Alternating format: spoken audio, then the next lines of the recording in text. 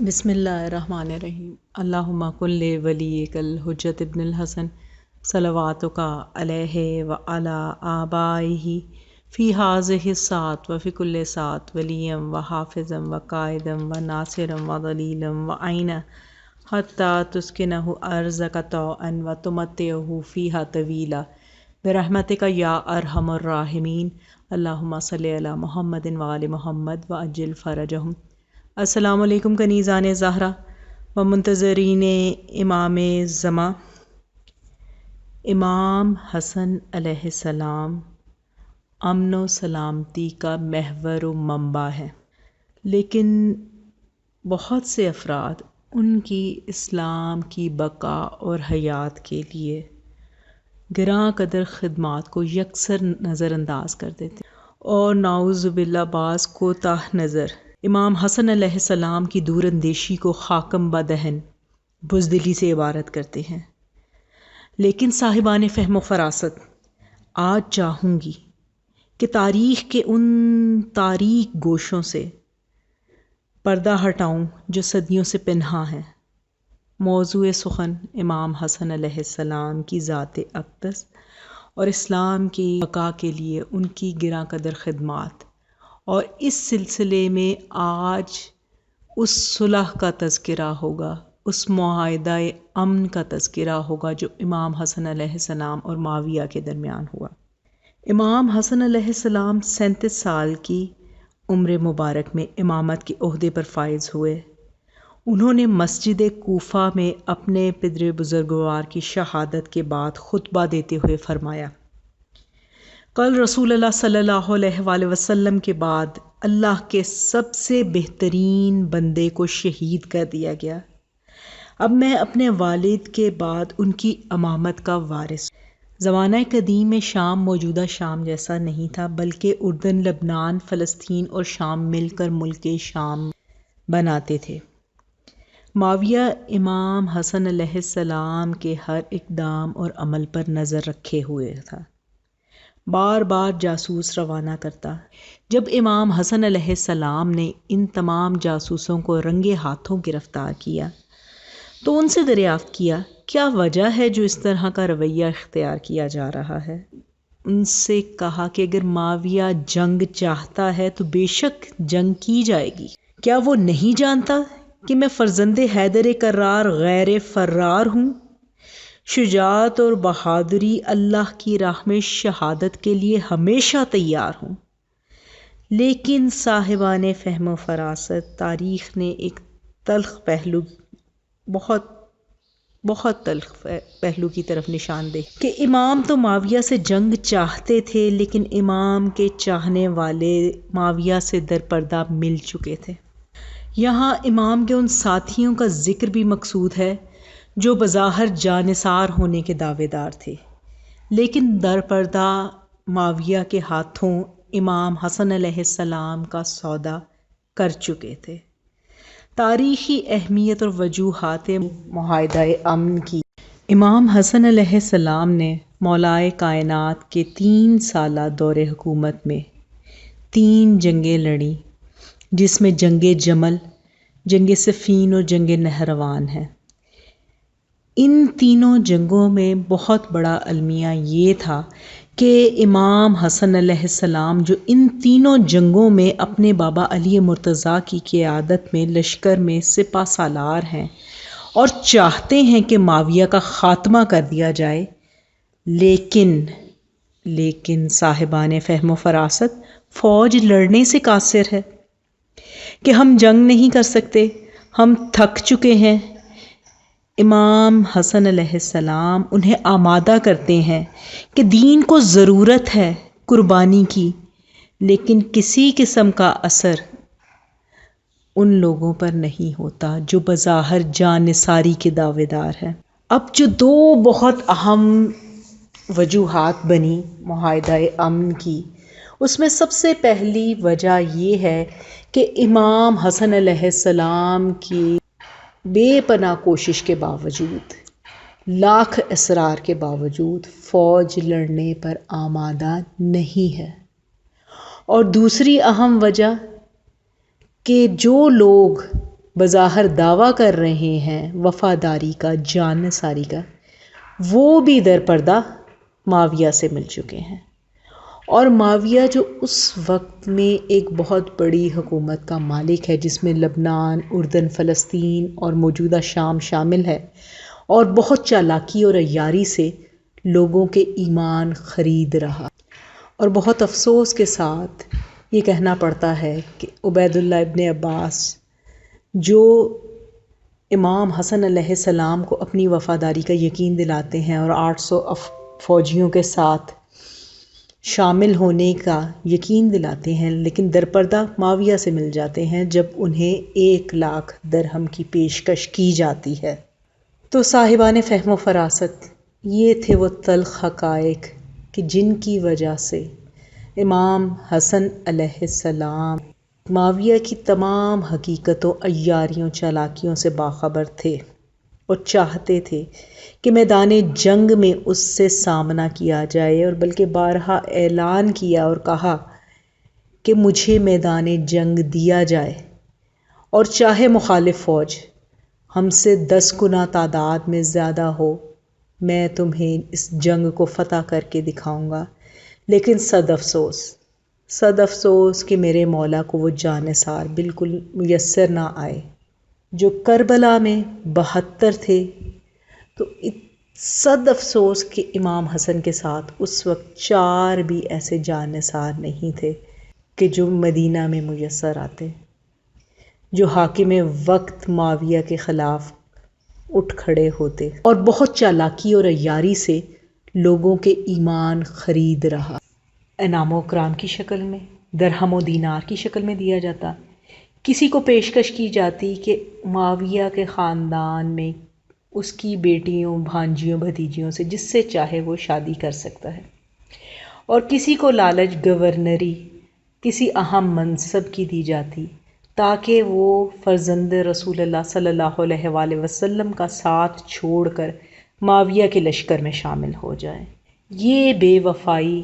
اور یہ طرز عمل تھا اس وقت کے لوگوں کا، اس وقت کے نام نہاد مسلمانوں کا، جو جان نثاری امام حسن کا دعویٰ کر رہے ہیں کہ بظاہر تو آپ پر جان فدا کر دیں گے، لیکن در پردہ خون امام حسن کا سودا معاویہ سے کر چکے ہیں۔ امام حسن علیہ السلام معاویہ سے جنگ کرنا چاہتے تھے، لیکن معاویہ نے انتہائی مکاری کے ساتھ لشکر امام حسن علیہ السلام میں یہ افواہ پھیلا دی کہ امام حسن امن چاہتے ہیں، وہ جنگ نہیں چاہتے۔ ایسے میں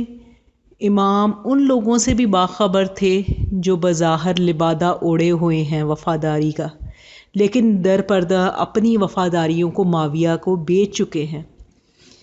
اب معاویہ وہ کھلا دشمن تھا، امام حسن کے سینے میں سامنے سے خنجر گھونپ رہا تھا، اور وہ جو اپنی وفاداریاں بیچ چکے ہیں معاویہ کو، وہ امام حسن کو پشت سے خنجر گھونپ رہے تھے۔ ایسے وقت میں امام حسن علیہ السلام نے وہ تاریخی فیصلہ کیا کہ جو رسول اللہ صلی اللہ علیہ وآلہ وسلم نے کفار مکہ کے ساتھ صلح حدیبیہ، وہ صلح جو اسلام میں بہت اہمیت کی حامل ہے، کہ جس کے کرنے کے بعد اسلام کو بقا حاصل ہوئی، بالکل اسی اپنے نانا کی اتباع کرتے ہوئے، اپنے نانا کی پیروی کرتے ہوئے، امام حسن علیہ السلام کے معاہدہ امن کی بنیادی 5 نکات تھے، 5 شرطیں تھیں۔ سب سے پہلی شرط جو امام حسن علیہ السلام نے معاویہ کے سامنے رکھی، وہ یہ تھی کہ نماز جمعہ کے خطبات میں میرے والد علی مرتضیٰ پر مساجد سے جاری ہونے والا، مساجد سے، ممبروں سے کیا جانے والا سب و شتم ختم کیا جائے گا۔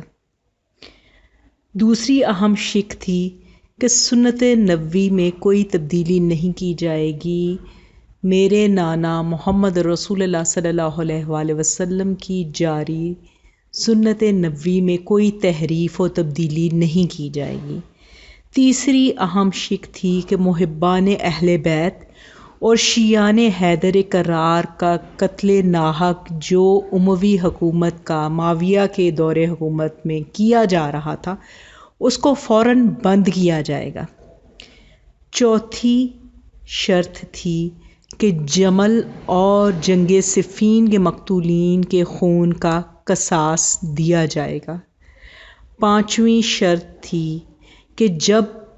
معاویہ تم مر جاؤ گے تو امور حکومت کو یا تو مجھے یا میرے بھائی حسین کو سونپ دو گے۔ لیکن صاحبان فہم و فراست